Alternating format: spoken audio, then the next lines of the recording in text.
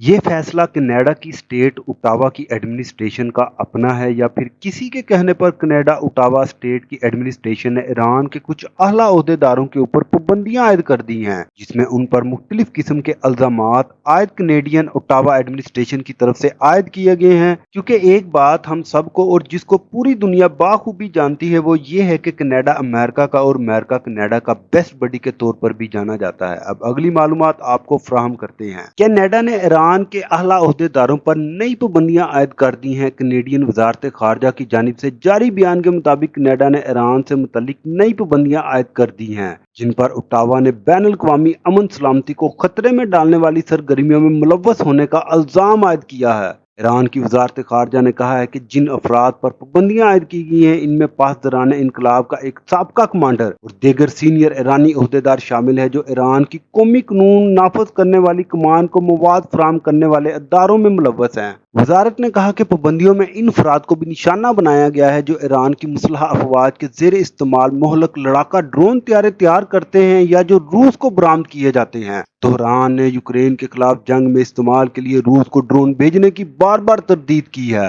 निशाना बनाए जाने वाले अफराद को कनाडा में दाखिल होने से रोक दिया जाएगा और लेन देन पर भी पाबंदी आयद की जाएगी, जिससे मुल्क में इनके तमाम असासे मंजमद हो जाएंगे। हम आपके लिए इसी तरह की इंफॉर्मेटिव वीडियो लेकर आते हैं, तो लिहाजा साथ जुड़े रहने के लिए गुलशन इंटरनेशनल न्यूज उर्दू चैनल को सब्सक्राइब करना ना भूलें और कमेंट्स में अपने ख्याल का इजहार जरूर करें।